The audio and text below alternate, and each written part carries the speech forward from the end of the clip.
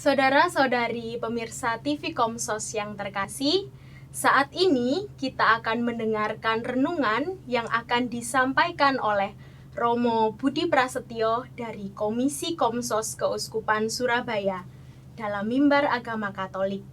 Beliau akan menyampaikan renungan dengan tema Bulan Kitab Suci Nasional 2019. Sebelum memulai renungan saat ini, kita akan memulai dengan doa. Saya persilahkan Romo untuk memimpin doa. Mari kita berdoa. Kita awali dengan tanda kemenangan Kristus, dalam Bapa dan Putra dan Roh Kudus. Amin. Allah Bapa yang Maha Kasih, kami bersyukur atas hari ini. Di awal bulan September ini, kami membuka bulan Kitab Suci Nasional 2019 dengan semangat baru mendalami Kitab Suci yang menjadi pegangan hidup kami. Demi Kristus, Tuhan dan pengantara kami. Amin. Sekarang marilah kita mendengarkan renungan yang akan dibawakan oleh Romo Budi. Saya persilakan. Sebelum menyampaikan renungan, saya bacakan Injilnya dulu. Diambil dari Injil Lukas 14 ayat 1, dilanjutkan ayat 7 sampai dengan 14.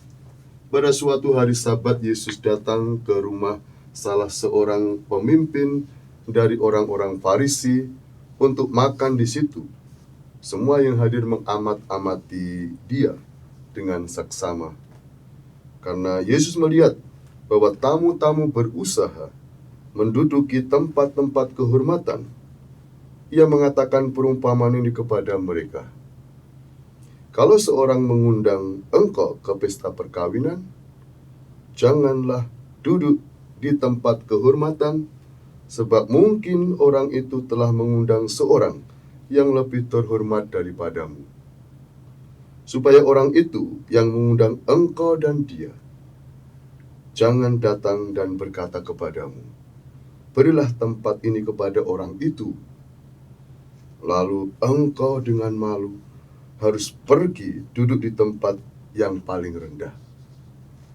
Tetapi apabila engkau diundang, pergilah duduk di tempat yang paling rendah. Mungkin tuan rumah akan datang dan berkata kepadamu, sahabat, silakan duduk di depan. Dan dengan demikian, engkau akan menerima hormat di depan mata semua tamu yang lain. Sebab barang siapa meninggikan diri, ia akan direndahkan, dan barang siapa merendahkan diri, ia akan ditinggikan. Dan Yesus berkata juga kepada orang yang mengundang dia, apabila engkau mengadakan perjamuan siang atau perjamuan malam, janganlah engkau mengundang sahabat-sahabatmu, atau saudara-saudaramu, atau kaum keluargamu, atau tetangga-tetanggamu yang kaya. Karena mereka akan membalasnya dengan mengundang engkau pula. Dan dengan demikian, engkau mendapat balasnya. Tetapi apabila engkau mengadakan perjamuan, undanglah orang-orang miskin, orang-orang cacat, orang-orang lumpuh, dan orang-orang buta. Dan engkau akan berbahagia, karena mereka tidak mempunyai apa-apa untuk membalasnya kepadamu. Sebab engkau akan mendapat balasnya pada hari kebangkitan orang-orang benar. Demikianlah Injil Tuhan. Terpujilah Kristus. Saudara-saudari yang terkasih, pemirsa TV Komsos, kita telah mendengarkan bacaan Injil yang dibawakan oleh Romo Budi. Mari sekarang kita mendengarkan renungan, ulasan makna bacaan pada hari ini, dan juga dikaitkan dengan tema Bulan Kitab Suci Nasional 2019. Ya, bulan September identik dengan Bulan Kitab Suci Nasional atau disingkat dengan BKSN. Tahun 2019 ini bertemakan mewartakan kabar baik di tengah krisis lingkungan hidup. Tema ini dipakai oleh Komisi Kerasulan Kitab Suci KWI yang disusun dalam LBI Jakarta. Untuk KAJ atau Keuskupan Agung Jakarta, diangkat tema belajar berhikmah dari tokoh kitab suci. Lalu kalau Keuskupan Surabaya, apa temanya? Sedangkan Keuskupan Surabaya yang sedang menyiapkan MUPAS atau Musyawarah Pastoral 2019 ini menyepakati tema menghidupi semangat kenabian sebagai murid Kristus yang memasyarakat. Kalau boleh saya ulang, menghidupi semangat kenabian sebagai murid Kristus yang memasyarakat. Tema ini berangkat dari tema besar MUPAS 2019, yakni dengan semangat ardas atau arah dasar, mendewasakan paroki yang berakar pada lingkungan di tengah masyarakat. Romo, apa hubungan bulan kitab suci dengan bacaan Injil Lukas yang tadi Romo bawakan? Sabda Tuhan yang kita dengar pada hari Minggu biasa ke-22 bertepatan dengan pembukaan bulan Kitab Suci Nasional 2019 ini, Injil diambil dari Injil Lukas bab 14 ayat 1 dilanjutkan ayat 7 sampai dengan 14 yang berisi yang pertama, peringatan agar orang jangan meninggikan diri. Yang kedua, nasihat supaya orang melakukan segala sesuatu yang baik tanpa pamrih. Yesus meminta kepada para muridnya dan juga pada kita semua untuk menjadi rendah hati. Wani ngalah luhur wekasane.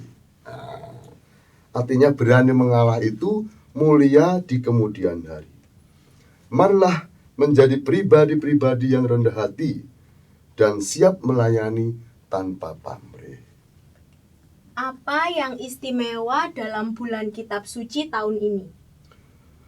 Pada bulan Kitab Suci Nasional tahun ini kita bisa mengikuti pendalaman Kitab Suci di lingkungan dengan hati gembira dan penuh semangat. Kita akan diajak untuk mendalami Kitab Suci dengan metode 7 langkah. Bisa dijelaskan Romo, apa yang dimaksud dengan metode 7 langkah itu? Yang pertama, mengundang kehadiran Tuhan. Langkah pertama ini mengundang kita untuk menyadari kehadiran Tuhan dalam pertemuan, secara khusus lewat sabdanya, dan membuka hati kita atas kehadirannya. Yang kedua, membaca teks kitab suci, atau dalam bahasa Latin, Lectio. Langkah kedua dimaksudkan agar teks kitab suci dibacakan dan didengarkan dengan tenang, sehingga teks itu dapat diresapkan dalam hati. Yang ketiga, merenungkan teks kitab suci, ya istilahnya dalam bahasa Latin meditatio. Langkah ketiga, memberi kesempatan kepada setiap peserta untuk merasakan dan menikmati kehadiran Tuhan secara pribadi lewat sabdanya. Ini seperti metode Lectio Divina gitu ya Romo ya? Ya, semacam adaptasi Lectio Divina. Ya. Jadi membaca kitab suci dengan tahap-tahap. Ya. Saya lanjutkan untuk yang keempat, mendengarkan teks kitab suci. Langkah keempat membantu peserta untuk lebih masuk dan tinggal dalam suasana atau situasi teks kitab suci. Yang kelima, sharing iman tentang kitab suci. Langkah kelima merupakan saat berbagi pengalaman iman, bukan cerita pribadi. Biasanya dalam bulan kitab suci adalah sharing pribadi dari pembawa firman itu. Lalu untuk bulan kitab suci tahun ini, apakah para pendengar, apakah umat bisa men-sharingkan? Bisa, apapun bisa sharing iman. Setiap orang mempunyai pengalaman iman yang unik. Tidak perlu takut ikut pendalaman kitab suci, nanti suruh apa. Tentang bagaimana Allah berkarya dalam dirinya. kesediaan untuk berbagi pengalaman iman akan membantu dan memperkaya kita, peserta semua, Anda dan saya, agar juga dapat bertumbuh dalam iman. Yang keenam, keenam ya? Ya, betul, keenam. Menegaskan pesan teks kitab suci yang mungkin dengan aksio. Langkah keenam melengkapi hasil renungan para peserta dengan informasi tentang kitab suci, sebagaimana diwartakan dalam ajaran gereja. Dapat juga menjadi kesempatan untuk menentukan tindakan konkret sebagai tindak lanjut atas pembacaan sabda Tuhan. Apakah ada kesempatan untuk saling mendoakan dalam metode 7 langkah ini, Romo? Oh ada, itu yang terakhir. Oh ya. Setelah tadi lexio, meditatio, memikirkan aksio, yang ketujuh yaitu doa syukur atau oratio. Langkah ketujuh merupakan ungkapan syukur atas sabda Tuhan dan pengalaman iman yang didapatkan berdasarkan sabda itu dalam pertemuan. Jadi kesempatan yang terakhir dalam 7 langkah itu kita diajak berdoa, doa syukur sebagai kesimpulan. Saudara-saudari terkasih pemirsa TV Komsos, kita telah mendengarkan penjelasan Romo tentang metode 7 langkah. Apa harapan Romo untuk pemirsa tentang bulan kitab suci ini?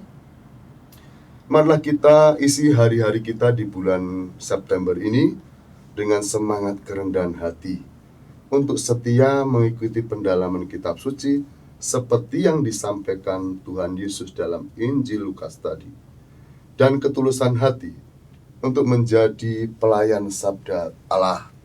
Kalau Anda menjadi pembantu nanti ya harus rendah hati dengan ketulusan di lingkungan-lingkungan atau kelompok kategorial di paroki kita masing-masing. Satu kalimat untuk menyemangati kita dalam bulan kitab suci ini. Ya, dalam bulan kitab suci ini kita bisa buat moto. Satu kalimat, tiada hari tanpa membaca kitab suci. Tiada hari tanpa membaca firman Tuhan. Mengapa? Karena firman Tuhan bisa menjadi pelita hidup kita. Nyanyi, Romo. Semoga terwujud nyata. Kayak lagu itu tadi, Romo. Firman-Mu pelita bagi kakiku, terang bagi jalanku. Firman-Mu pelita bagi kakiku, terang bagi jalanku. Waktu ku bimbang dan hilang jalanku, tetaplah Kau di sisiku. Dan takkan ku takut asal Kau di dekatku, besertaku selamanya. Firman-Mu pelita bagi kakiku, terang bagi jalanku, terang bagi jalanku.